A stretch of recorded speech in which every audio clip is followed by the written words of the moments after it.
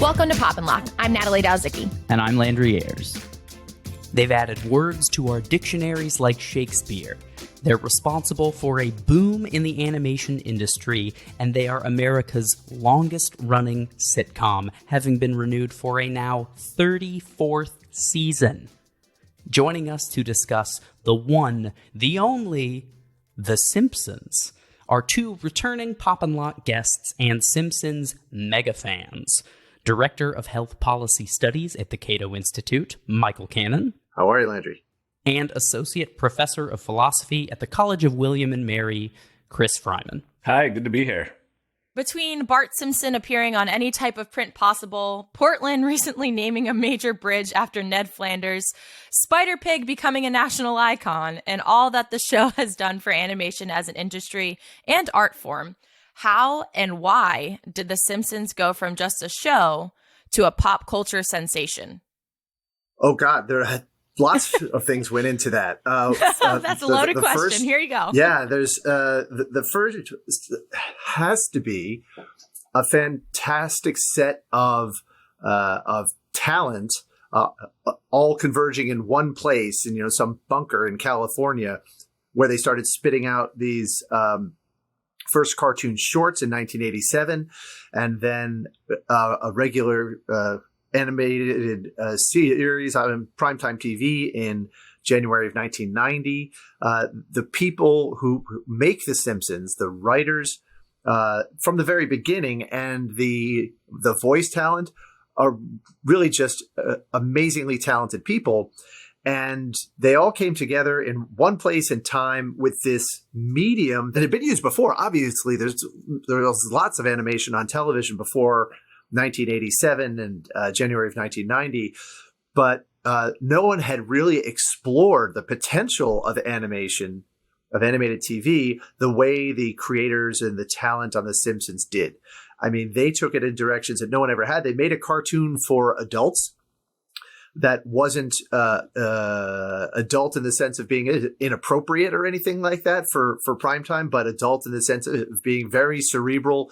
At the same time, it was very funny, and so once they realized that this medium had potential to go where live action television never had, where animation never had before, this very talented group of people just went hog wild and turned this show into a sensation that is, ongoing now, 30 years later, and has captivated now, I think, generations of audiences.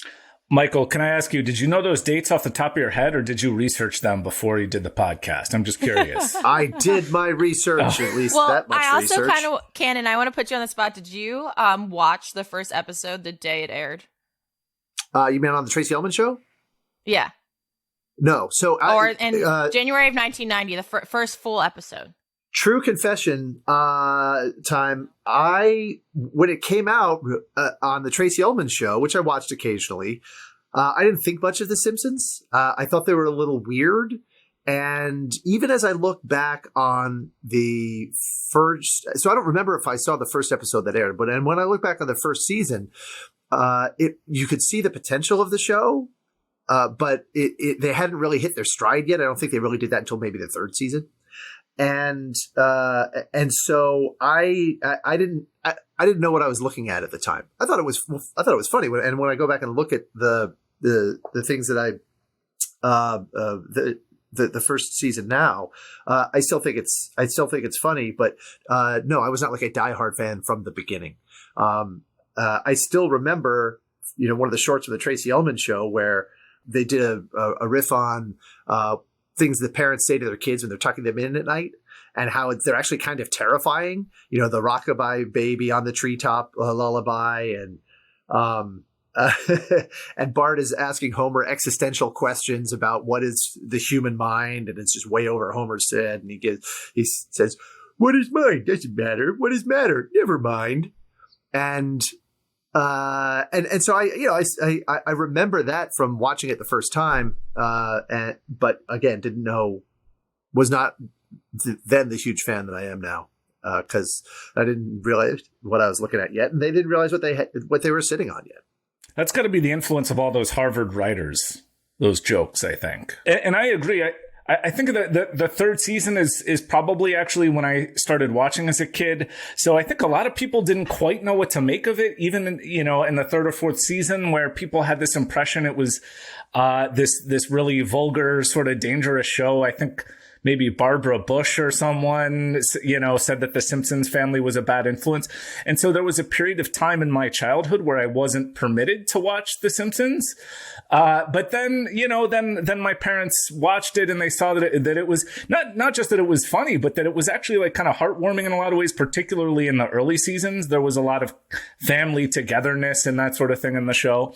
But I agree. It was the third season for me, rewatching them from the beginning. That's really when it took off and became what it is today. Well, not what it is today. I mean, we could have a conversation about what it is today, perhaps.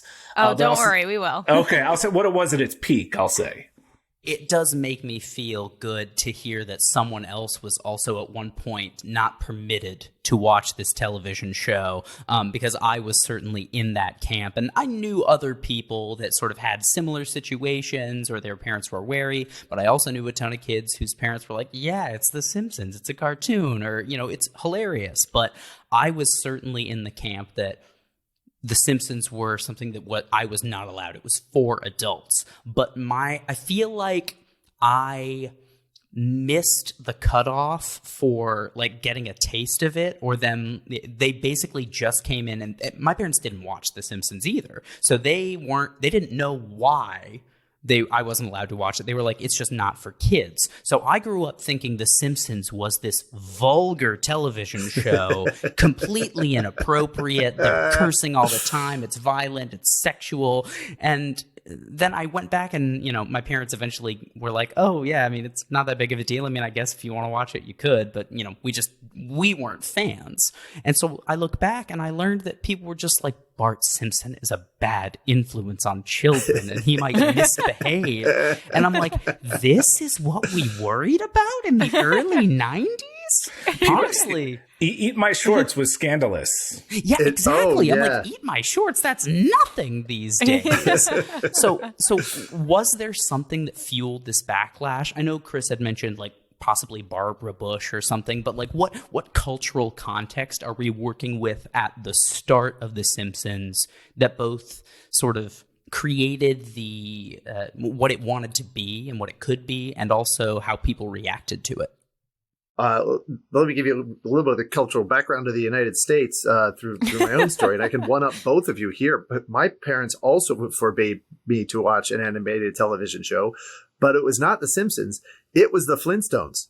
My parents thought the Flintstones were too adult. Now that also dates me. It reveals that I'm the oldest person on this call because I was a child when the Flintstones was on the air. And, back when dinosaurs roamed the earth. I was about to say, right, it wasn't even like a still, flashback at that point. It was just like modern day. We still make fun of my mom for that one. But by the time that Simpsons came around, I was in high school when I was a senior in high school when the series began to air. My parents had relaxed about the cartoons or given up. I don't know which is true, but the country was still, this is the United States. It still has a puritanical streak, and it had a very strong tribal, political, cultural war that was being waged. When George H.W. Bush ran for president in 1988, he was running on a family values platform. And then along come the Simpsons, who are this supposed to be this typical American family, and they're boorish and sometimes obnoxious, and before long the first lady and then the president of the United States is taking swipes at this show, and that I think what that says about the country is that all this garbage that we're dealing with now, all this tribalism and partisanship, there's nothing new about it. It's just the cost of people conveying their tribal allegiances has plummeted dramatically with technology. And so it seems like there's more of it out there. but it was already there. And I'm a little bit embarrassed to say that, at the time the Simpsons came out, in my misspent youth, I considered myself a Republican. But I'm proud to say that I was disappointed with George and Bar when they were making fun of The Simpsons, because even then I knew you're just not giving them a chance, because there's really something special here. Were you a Republican at the time they aired the episode, the Sideshow Bob runs for mayor, and they had like the Republican Party headquarters? Were you still a Republican at that point? And if so, how did you respond to that? I don't think so. What year was that? That was pretty early. That would have been like season 5-ish, I think. I mean, we can look it up fairly quickly. But, right, it was Sideshow Bob Roberts, season 6, episode 5. And there's the Rush Limbaugh character. Oh, and that was glorious. So this is actually interesting. And I think it explains some of the cultural divisions over The Simpsons. Let's see, it aired in 94. So that was when I was graduating college. By that time, I had left the college Republicans. But I think a lot of conservatives had a problem with this show because they might have aesthetic taste that makes them prefer watching the Waltons to The Simpsons, as George Bush put it. But also because George and Barbara Bush were criticizing The Simpsons, and The Simpsons shot back. In fact, they shot back in the middle of an election campaign by saying, when Bart said that we're just like the Waltons, we're praying for an end to the Depression too. They took that as a partisan shot against George H.W. Bush. And I think that caused a lot of conservatives to miss just how much this show skewers big government, the Democratic Party, and a lot of things that drive conservatives crazy. They also skewered Republicans, but I came up with a list of things just from the few shows that we watched that should be appealing to conservatives, like in Deep Space Homer. How you've got this government agency, NASA, that has all this equipment not to track satellites, but to track Nielsen ratings. They're joking about NASA unloading an IRS surveillance satellite into space. And yet The Simpsons were doing all these things to talk about, to poke fun at the idea of big government and how incompetent government is. You would think conservatives would like it. But a lot of them fell into this trap of thinking The Simpsons were against them because of this thing with George and Barbara Bush, and because they do, in fact, make fun of Republicans. And you mentioned family values, and that's an interesting feature of so many of the episodes, particularly the early ones. So many of those episodes have a plot where the family goes through some ordeal, they have some struggle that's kind of tearing them apart. But at the end of every single episode, the family kind of comes together, oftentimes in front of the TV, like the kid has a problem, Homer and Marge have a problem, but at the end of every single episode, they come back together, which you think would be construed as a very sort of family values kind of message. But like you said, it was more just about the partisanship than watching the show and seeing what was promoted in it. And if you get tired of your political enemies, your political opponents, making fun of businessmen, and they portray businessmen as C. Montgomery Burns, it's going to stick in your craw a little bit. But, maybe their tribalism blinded them from how even-handed this show really is. In the few shows that we made a list of notable Simpsons episodes that we were all going to try to watch before we did this podcast. And in that 10 or so shows, and I watched all but one of them, they made fun of Ted Kennedy twice, just in this handful of shows. And they did it in the context of, they did it in a way that made Rush Limbaugh sound reasonable. One of those times, when one of the characters said, Birch Barlow, that right-wing crackpot, he said Ted Kennedy lacked integrity. Can you believe that? That's a way of making fun of the left that makes the right look reasonable. And They also have a few libertarian jokes in there. So the one thing that I remember in particular is when Ned's Leftorium is about to close, he says, I only have it until midnight, and then it becomes Libertarian Party headquarters. Let's hope they have better luck with it than I do. They took a dig at libertarians, but I would argue most of the political messaging, most of the political themes in The Simpsons are very libertarian friendly, because they're making fun of the left, they're making fun of the right, they're making fun of government and how incompetent it is. They are making fun of the irrationality of collective decision making. If you look at Treehouse of Horror 7, which was on our list, that's where the people of America elect President Kang. They're talking. That's only a portion of an episode, but it's so jam packed with political commentary about how a two-party system necessarily limits people's choices in the political sphere and suppresses a lot of people's political preferences and transforms because each party is competing for the median voter, transforms the two-party into entities that really don't look that different from each other. And that is a very libertarian theme. We are forever talking about how there's not a dime's worth of difference between the two parties.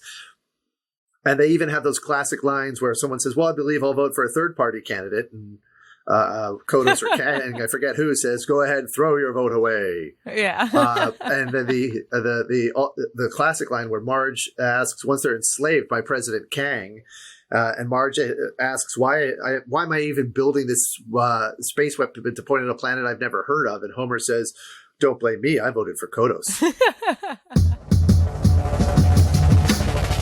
I think one of the hallmarks of the show too is this, like, its ability to kind of like make fun of everyone. So like I think in the earlier seasons, like Cannon was saying, it might have alienated some groups over others. But as like the show progressed, I feel like they were powerful in the sense that they were able to like make fun of everyone, right, left. They make fun of parents, they make fun of kids, men, women, business people. Like, I think they like really run the gambit in terms of like who is like the source of attack that day, which I think makes it a more accessible show for everyone and like doesn't necessarily alienate an audience. And there's always like maybe one episode you're upset because they attacked your group or whatever, but it's still funny. Like like it's still something that should be funny and shouldn't be taken personally. And I think that's like one of the things the show does so well, at least in its prime, was that it did a good job of like dispersing the attacking and didn't make it like so clear that like this is who we're going to attack and this is how the show is going to be always. It very much exemplifies the ethos of don't have a cow, man. Like it's the whole point. It's just like we're all a mess at this point. Like we all deserve a little bit of ridicule, and I mean honestly, I don't think that's a bad lesson. You know, don't have a cow, man. It's and they did that from season 1. If you remember, in season 1, Bart the General, Grandpa Simpson is writing a letter to advertisers, the people, companies that advertise on television, complaining about the entertainment that he's seeing on television and how he wants it to be bland and inoffensive. They began the series really by making fun of their audience, part of their audience, people who are going to complain about them. But by the time they were done, they had not just made fun of their audience and everyone else. They even turned on themselves. They made fun of writers. There's a classic episode also involving Grandpa Simpson where they are teasing the writers on the show for being Harvard educated and thinking they're smarter than they really are. I think that they were making fun of Conan O'Brien in particular with that one. They make fun of the producers of the show in that episode as well. They make fun, not only that, and of course they make fun of the genre of animated television through Itchy and Scratchy and other digs. But they even made fun of this. This is what always impressed me the most. They even made fun of Fox. And that just warmed my heart that they were brave enough to do it, and then they got away with it. And here I'm thinking of when I think it was Lisa Simpson was asking Krusty the Clown about his brother or his cousin Luke Perry, and said who was on Beverly Hills 90210. and she asked him, doesn't he have a show of his? Oh yeah, Krusty was trying to revive his career. Can't Luke help you out? Doesn't he have his own show? And Krusty the Clown goes, yeah, but it's on Fox. Ugh. And that really illustrates that they were equal opportunity, not offenders, but they believed in equal opportunity when it came to making fun of people, and that this was really a huge cultural phenomenon because they could get away with doing that, get away with making fun of their parent company, and the parent company loved it. Well, because they were laughing all the way to the bank. Yeah. Well, they would even go after Rupert Murdoch in particular, not just Fox. Rupert Murdoch makes a couple of appearances in Simpsons episodes.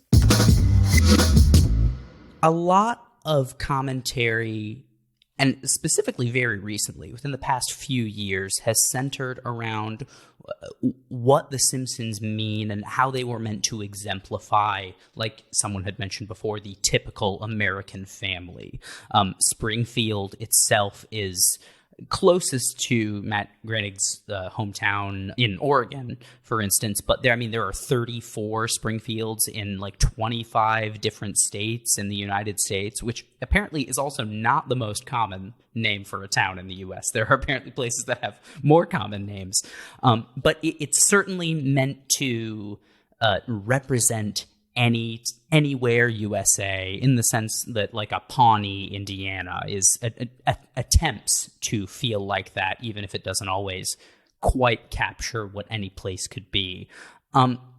What does it mean for The Simpsons to represent this quote unquote real America? And is that what they project then as the real America? Is that attainable? Like they started off in this very comfortable middle class life, where they show the Simpsons struggling financially at times, but Homer has a stable job. There's a lot of union power that becomes sort of integral to his story at one point, but eventually they seem to become like almost wealthy in an aspect, but only because of the way people are looking at what they achieved in today's economic context. So people have calculated like what Homer would take home in wages based on inflation and wage power and things like that. And I think it's really fascinating. I wonder what it means for someone to try and capture what real America is. Like that's something that gets lobbed a lot, I think, at specifically a lot of conservatives, because I think they use that as a talking point very frequently. Like you hear them talking about flyover country when Trump was elected. It's like, we're going to go to West Virginia and we're going to do profiles of Trump voters and get to know what the real America is. Is that a thing? Is real America a myth? Or if it does exist, what is that?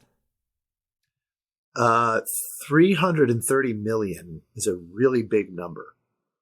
I know that in Washington we're used to dealing with billions and now even trillions, but 330 million is big enough that we can't get our heads around it. And in a country of 330 million people, you are not going to see a lot of homogeneity. I mean, so the answer to your question is, it's too big a nation to find something typical, to find something real. There's so much diversity here that you're not going to find a real America. You're going to find commonality, and certainly The Simpsons tapped into a lot of that. But I don't think there is a real America that unless it's just common themes and common relationships. You're not going to find a real America in the sense of common culture or even common family structure. And it's worth noting that actually becomes reflected in The Simpsons as the seasons go on. So sometimes they're almost in, New York. Springfield is kind of like New York. And then sometimes there's like Beverly Hills is like right next door to The Simpsons. And like West Virginia is like right next door to Springfield. It's very similar to like King of the Hill, where the town that they're in it could be anywhere in Texas. It's an hour from Dallas, Austin, Houston, El Paso, and Amarillo, which if you know Texas is physically impossible. And I will say too, in terms of that, so I see the meme that's like, right, it's like, this is what Homer would have to make, et cetera, et cetera. And people talk about the union at the power plant, but it's also worth noting they do use nuclear power. So like, that's another thing, maybe that's right. worth discussing as well. I don't know. And it's the cleanest form of power there is, except for solar, which is just a crock. Now they use nuclear power, but it also comes in for a lot more criticism than praise. Everything does. But I don't think they ever have anything nice to say about solar. But the union, I'm glad you brought up the union stuff. Now that's something I had left out of my list of political themes that Republicans and conservatives should have liked. Is wow, they're harsh on unions in The Simpsons. I mean, when Homer gets elected the head of the union and asks how much does it pay, and they say nothing, and he says don't, and they say unless you're crooked, he goes woohoo. That's an important political theme, and another example of the bravery of the writers and the staff on the show, that they're able to make fun of such a politically powerful and culturally powerful institution and live to tell the tale. Well, they make fun of police unions a lot too. Oh God. Well, and also like public skools too. I mean, they make fun of public school teachers and Principal Skinner. So this goes to the point that they're sort of bipartisan skewers, and in an affectionate way. Also, because I'm sure the teachers I know would see what Mrs. Krabappel has to deal with and see what Principal Skinner has to deal with and think, oh yeah, just like that. Because I think they do it in an affectionate way. It's true. It's not as acerbic as something like South Park, which similarly has a like no one is safe philosophy to their punchlines. Everything with The Simpsons is kind of wink, wink, nudge, nudge, and then pulls you in and like gives you a noogie. It's more of it's there's almost like a you can make fun of people when they're close with you vibe to it. And I think that's part of its appeal too. I mean, I like South Park, and I like comedies that don't have a soft side. So shows like Seinfeld or It's Always Sunny in Philadelphia, I like, and they have no softness to them whatsoever. But there's also something to be said for shows like The Simpsons, where they make fun of people and institutions, but there's always this sort of layer of empathy and understanding, and I think there's a place for that. Well, I was even going to say, like, an example of that is, like, in the Bart the General episode at the end, Bart's, like, talking to the camera, and it was, like, trying, the show creators were trying to say that, like, no one wins in war, and they were trying that, like, no war is a good war, and then Bart goes, well, except the American Revolution and Star Wars. Yeah. and then he, like, lists stuff off. So they're trying to, like, have a clear message about, like, what they thought about war, but then he, like, lists all the ones he thought were good wars. Yeah, and so making fun of American political culture on that score, and also in that episode where making fun of American political culture, where Grandpa Simpson explains to Bart that a general can send a soldier into battle, can push him out of an airplane, can do all these awful things to him, but you can't slap him. I mean, that was a very Apocalypse Now moment. With explaining what happened to General Patton there. And I think that's another libertarian theme, pointing out the hypocrisy that political collective decision-making can produce as, manifests itself in the American public. War crimes that American soldiers might commit, or all the collateral damage in our kinetic military actions. But God, if you put an obscenity on a bomb that you're going to drop on somebody, the problem is the obscenity, or rather than the bomb itself. That generates a backlash among the body politic. There are a lot of lessons that The Simpsons can teach us, I think. One that Chris had pointed out in preparation for this episode was there is possibly a Hayekian lesson about unintended consequences in a certain episode. Would you care to elaborate and explain what you meant by that? Sure. This might be, reading too much into The Simpsons, but I suppose, I don't know, maybe not. Never. Maybe it's not. not possible. And that's what we're here for anyway. But exactly. Yeah, this is just kind of one of the all-time great episodes in its own right. I think it's just called Bart versus Australia, but it's the one where they go to Australia. But there's this. They go to the airport, and Bart says, "What is this sign?" And Lisa says, "You can't bring plants and animals into the country; it might disrupt their ecosystem." And Bart says, "Oh, okay." And he lets his frog go in the Australian airport. And then at the end, you see now the whole Australian countryside is being overrun by frogs destroying their crops because just this one tiny little intervention that Bart made in their delicate ecosystem.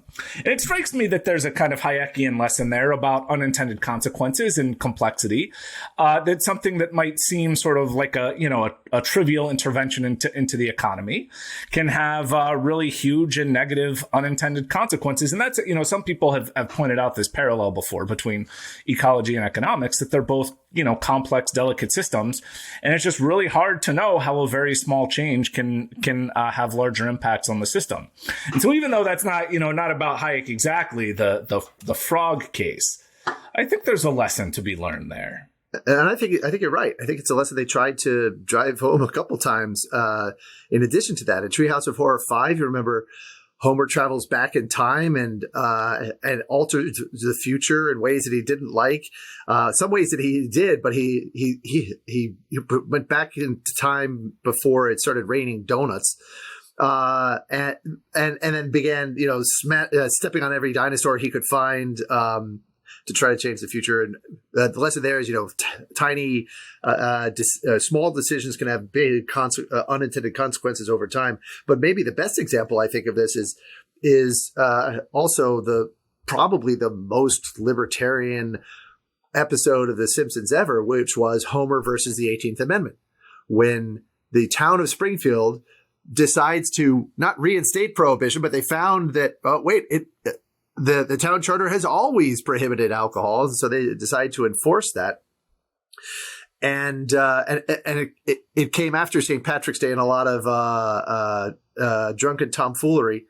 But they demonstrated in that episode all of the negative, all of the negative unintended consequences of prohibition, including when Homer said that at first I thought prohibition was a good thing. People were drinking more and having a lot more fun. So there was that unintended consequence of prohibition. There was also the corruption of the police. There was a funny exchange between Fat Tony and Rex Banner, the Elliot Ness-like figure who came to clean up to Springfield or enforce prohibition, where Fat Tony says, "All right, you win. From now on, we'll stick to smuggling heroin."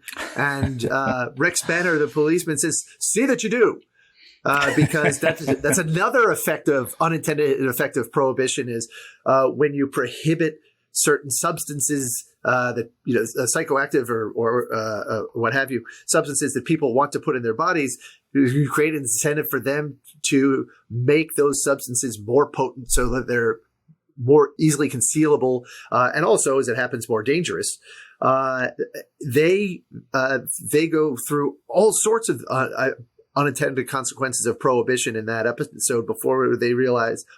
At the end, Marge Simpson gives a very inspirational speech where she says, "All my husband did was violate a law that doesn't make sense," and then she makes a really interesting cost-benefit calculus. She says, "Now I'll admit car crashes and fistfights have been down recently, but prohibition has cost us our freedom to drink." And so when you talk about unintended consequences, I mean that episode is a tour de force of that Hayekian lesson about unintended consequences. And I also think it's, as I said, it's probably the most libertarian episode of The Simpsons. So I have a couple of thoughts. First, this is not really Simpsons related. This is just kind of amusing. It's not necessarily amusing, but it's amusing. Where like in movies and TV where they're like, you know, if you travel back into the past, they say don't swat a mosquito because it could be really bad because it could change the future or the present, I guess. But like, I swat mosquitoes in the present, and that doesn't seem morally problematic, but that's going to alter the future and unintended. So, like, why is it worse to go back into the past and swat a mosquito, than do it in the present? I don't know. I feel like they could both have unintended consequence. Like, but yeah, I don't know. We got to ask Conan O'Brien that, I guess. Because the victims already exist or something. Maybe. I mean, whenever I think about time travel, I ruin it for myself and everybody else because I always ask the question, okay, you can travel through time, but if you do that, the Earth's not going to be in the same place it was when you left. And so you're going to be floating away in space wherever you go, unless you're also unless you can also travel through space really precisely. So, Physicists, I ruin it. Make sure to respond to us on Twitter. I want this fact check. Hey, but according to The Simpsons, average citizens can now go into space, so we should be fine. Well, and And actually, Deep Space Homer. if I could follow up too on the prohibition thing, one thing that I thought was really nicely illustrated by that episode, and actually I have to put a plug in for the Institute for Liberal Studies. So I actually taught a couple of weeks worth of seminars on The Simpsons and politics. And so I was super well prepared for this. And we watched that episode for that seminar.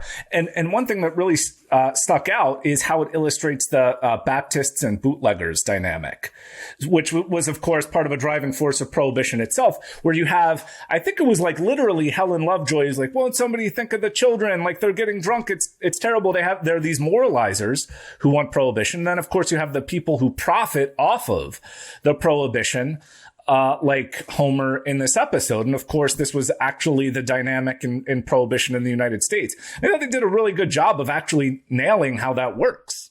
It still is the dynamic in the United States. And as was illustrated again in popular culture by the show Breaking Bad, and how one of the drug kingpins there was pretended to be one of the Baptists trying to get drugs off the streets.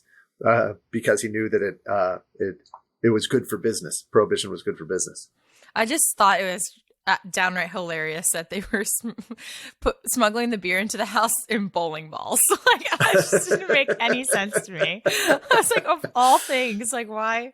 But hey, it works. But one more observation about that episode, something that, and this is another libertarian thing, but didn't even occur to me, maybe the first, however many times I saw it. I've seen this episode a number of times, and it didn't occur to me until I was reviewing it for this show. But there's a very, very harsh critical judgment that The Simpsons embedded into that episode about people who want to limit other people's freedom. And it came from Rex Banner right after Marge gives her brief speech about how prohibition has cost us our freedom, the freedom to drink. Rex Banner says, "Now, hold on a minute, Missy. It's not up to us to choose which laws we want to obey. If it were, I'd kill everyone who looked at me cockeyed." I didn't realize it until this most recent time that I watched that episode that they're portraying this prohibitionist as a psychopath. This is someone who, if unrestrained by law, would go around killing people, and maybe I'm reading too much into this, but it seemed like a deliberate choice to portray prohibitionists as having these sorts of impulses. So I feel like a lot of times when people are talking about The Simpsons, like nowadays about episodes from the past, they're always talking about how The Simpsons predicted real life and how that's like a big thing. So off the top of your head, can you think of how many times The Simpsons has predicted real life? I mean, it's a lot. So the one that stands out is they predicted the Trump presidency pretty far in advance. I think part of it is just so, it's 34 years or something. So like 34 years and, 20 plus episodes a season. You think, how many minutes of The Simpsons has been on TV, and they got to get something. They're saying so much stuff. They got to get some of the predictions right, and those are the ones that stick out. But yeah, the Trump one I think was really the big one, that Lisa inherited a big debt from President Trump in one of the flash forward episodes. I think this is a fascinating area for scholarly inquiry into what did the Simpsons get right about the future. But I think it's a mistake to call these things predictions. They were not predicting a President Trump. What they were trying to do was come up with an outrageous scenario in the future, so outrageous that it would make people laugh, and not just laugh a lot. And and the most outrageous thing they could come up with is this clown from New York becoming the president of the United States, because you could kind of see how it would happen, but that would just be insane. And then it happened. So you can look back and say, oh, they predicted it. They were not sitting there saying, we think Donald Trump is going to become the president. Maybe they were saying that would be insane if it happened. Maybe they were saying the political system is so screwy, and political collective decision making is so irrational and dangerous that someone like Donald Trump could end up president. But I think it's important to recognize that they were not predicting this. They were just trying to come up with an outrageous scenario, and the political system happened to match it. I think what is going to be a tough question for some of you. When is it going to be time to say goodbye? Has it already happened? Is there a time where you're like, it should have ended here and, just forget the rest? Easiest question ever, because Troy McClure has already answered it when he said, who knows what sorts of shenanigans they'll get into between now and the time the show becomes unprofitable. I mean, that's when the Simpsons are going to end, and they even made fun of themselves. They made fun of the cancellation of their own series years in advance, because by admitting this is what's going to make it happen. So I might be wrong about this, but I seem to remember one of the joke episodes that Troy McClure references is like, grandpa getting married or something like that was like one of the joke episodes actually became real episodes like 30 years down the line from that. So like maybe that's an indication that it's time. Although honestly, at this point, I say keep it going, and I'll tell you why. So the time to have ended it would have been like after season 8 or 9. I think. But now that it's been rolling for so long, I feel like we just got to keep it going. It's like a tradition. So I watch it now with my kids. And, this goes back to the earlier point about, is it scandalous to let a 7-year-old watch The Simpsons? I let my 7 and 9-year-olds watch The Simpsons. And it's great. And I would like for them to be able to watch The Simpsons with their new episodes with their kids in, 20 years or whatever. So I feel like, we've already, it's way past its prime. So that ship has sailed. So just keep it going forever. Similarly, I encourage my kids to watch The Simpsons. They're 12 and 8 right now. They've been watching The Simpsons for a couple of years. Initially, my wife said, should we really be letting them watch The Simpsons? And my response was, oh, hell yes, we should. Absolutely, we should. There's no question here they will watch The Simpsons. So this is the parenting hill I will die on. In one generation, we went from a kid who couldn't watch the Flintstones to a father who was encouraging his kids to watch The Simpsons. And as a kid who graduated high school the same year that the Fox launched the Simpsons series. So I like to think that I was the perfect age to get hooked on Star Wars, because I saw that I saw the original episode 4 in the theater at the age of 5. I also think I caught the Simpsons wave at just the right time, because I was a knuckleheaded teenager when the series launched.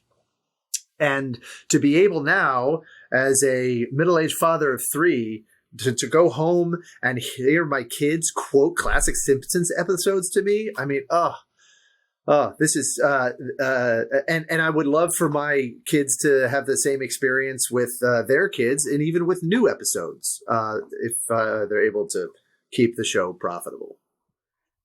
There's a really great there's a video I watched about it. There's a YouTuber named Jacob Geller who does like video essays and things like that. But he specifically has a video about, I think it's in the 26th season or something like that, Don Hertzfeld, who's an animator, who has done movies like World of Tomorrow and It's Such a Beautiful Day, really sort of strange, abstract, sort of existential, sad animated movies, did an introduction for, did basically the couch gag for one of the episodes in the 26th season. And it involves Homer picking up like a sci-fi remote and hitting it and basically traveling through time, both backwards and forwards, and you see the characters and the couch gag like devolve into these weird, abstract, like Lovecraftian monsters of the future, and it gives the impression that The Simpsons has gone on forever for hundreds and thousands of episodes into the future, so much that they become the Simpsons at one point, and they just start spouting like gurgled versions of their catchphrases and stuff like that. And the video itself is a really sort of interesting contemplative meditation on what it means for these characters to, like a lot of sitcom characters do, learn lessons at the end of every story and then pretty much forget them as soon as it's over, which is a very common trope in sitcoms. It helps keeps things consistent and things like that. But with the scale of time that the Simpsons has been on, the fact that you're having these people living seemingly eternally at this point and not learning from their lessons permanently is a really interesting sort of, thought experiment on what it means to like take your memories with you, and what's the point of, living a long life if you don't get to keep what you've experienced. And it's really kind of interesting to think about what these characters learn at the end of every episode and what they choose to carry on in their life and what's worth leaving behind. And I highly recommend people go and watch it. And I think there's a heartwarming message about living in the present and living for the now and doing the best that you can in the moment that is embedded in The Simpsons, but you would not get from the text of the story. It's from the repetitive sort of structure of it and what it's meant over time that I think is really, really kind of cool. I think this was a tweet from one of the writers responding to a fan. This also goes to the point about like skewering the fans as well. I think The Simpsons really like to do that as well. But I think there was a fan who was complaining about continuity errors. So like at one point, like, Homer's in high school in the 90s and he's in high school in like the late 70s or whatever it is. And the writer, I don't know if this was tongue in cheek or if he was being serious, but he said each episode is its own universe.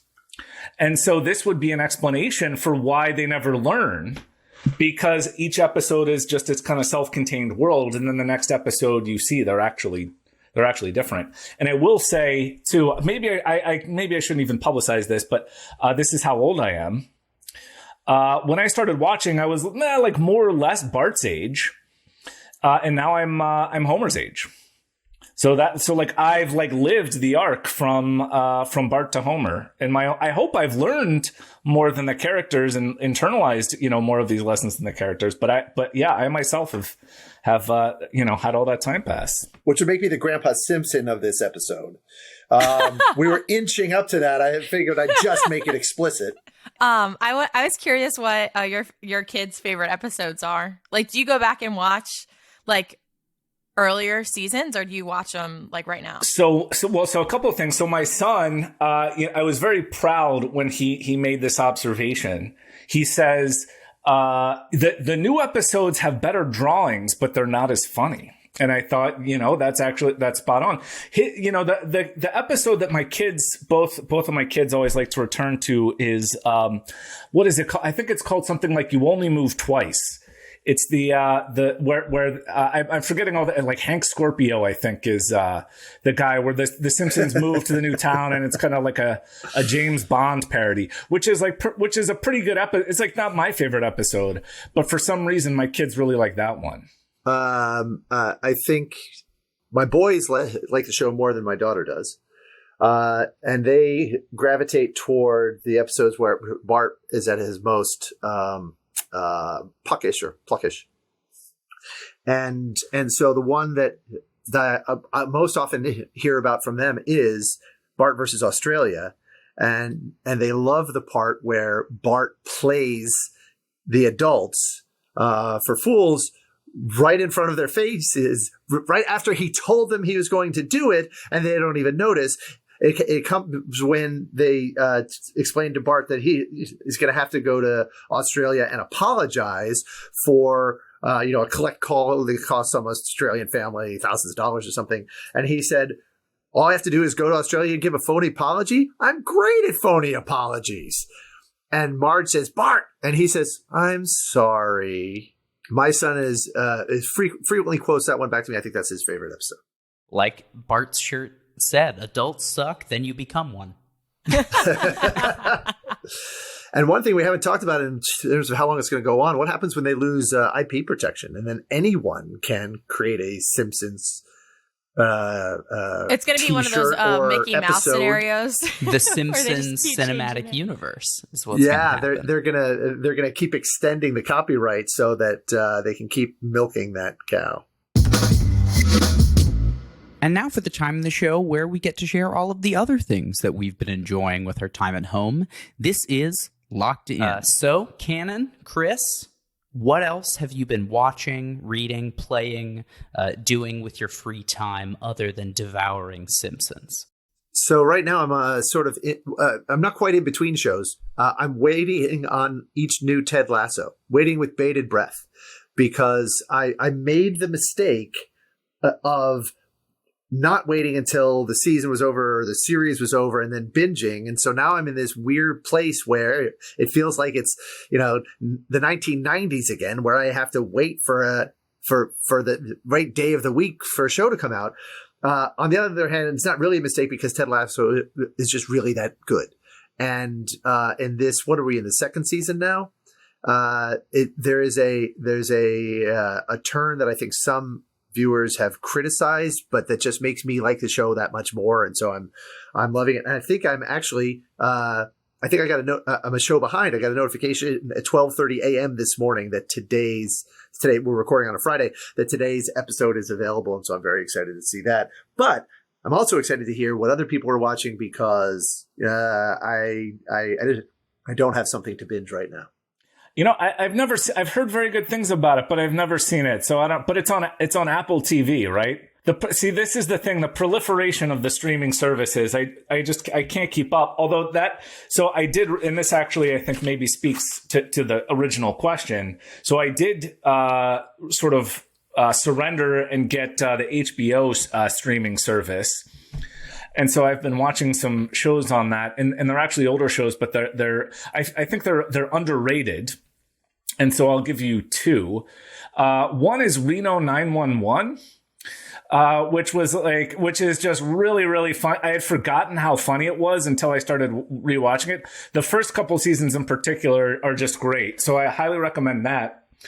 The other one that I would recommend is the Larry Sanders Show, which is also hilarious.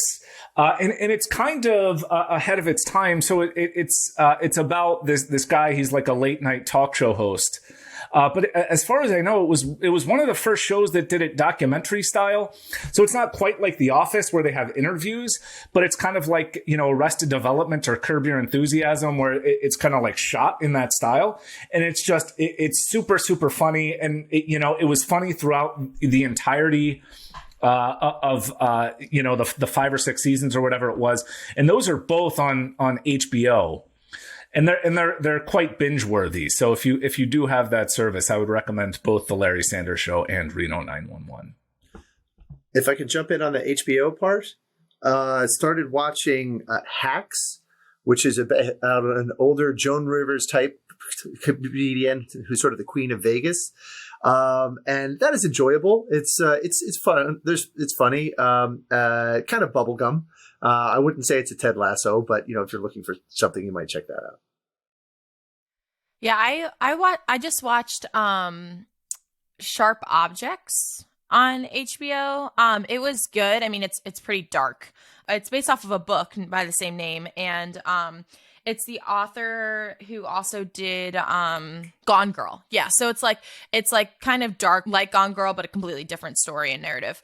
So I watched that. It was good. I haven't read that book though. And then I also watched it's on Hulu, but I watched Nine Perfect Strangers. I had read the book. The show wasn't all that it was cracked up to be. I thought the book was much better. But it does have like kind of an all-star cast. It has Nicole Kidman in it, Melissa McCarthy. I'm blanking on some of the other people, but like pretty much all of the strangers in Nine Perfect Strangers are famous actors. And then I just started Clickbait, which is like that new Netflix show that was trending for a while. I'm only one episode in, so I don't really know what the big like twist is. But the first episode ended on a cliffhanger, so we'll see. It kind of eerily reminded me of Don't F with Cats. Because it's like based on like the power of social media in the sense that like it has like a very hidden message. But Don't F with Cats was a documentary. Clickbait is not. But it's good so far. And on the book front, I just started Outsiders by Stephen King. And that is also an HBO show. I believe it's an HBO show. But we'll see. Love a good Stephen King book. So I am also week to week with Ted Lasso. Made the same mistake of binging the first season and then hopping on as soon as season 2 started. So I'm, it's a week to week event at this point, but like I said before, I really like it. I made that same mistake, and I actually just got to the point where I'm episode to episode with another show that, based on some of your recommendations, both of you, that I think you would both like, which is FX's What We Do in the Shadows. It is so funny, and I love it. So Taika Waititi and Jermaine Clement from Flight of the Conchords co-wrote a short film and later a movie that then they've remade into a now sort of a serial episodic series for FX. A single cam documentary style series a la The Office with interviews and stuff, but it's about vampires that live in Staten Island. And there's like three or four of them that are roommates in this big old abandoned mansion. And one of them has a human familiar that he like keeps as like a servant that he sort of has this weird relationship with. It is so funny because they're fearsome vampires that will drink your blood and like are vicious killers, but they're also, of course, like any comedy, inept at most things and just do not understand the modern world because they don't go out during the day when people do things. I highly recommend it. They're very tightly paced episodes, like 22 minutes or something like that. There is never a dull moment. Never does a joke go on too long, and everybody is just like hitting it, 10 out of 10 performance-wise. And there's great cameos. I think they're in the 3rd season now, which is airing. But the first 2 seasons are 10 episodes each. So good. Thanks for listening. As always, the best way to get more Pop and Lock content is to follow us on Twitter. You can find us at the handle @PopandLockPod. That's Pop, the letter N, Lock with an E like the philosopher, Pod. Make sure to follow us on Apple Podcasts, Spotify, or wherever you listen as well. We look forward to unraveling your favorite show or movie next time.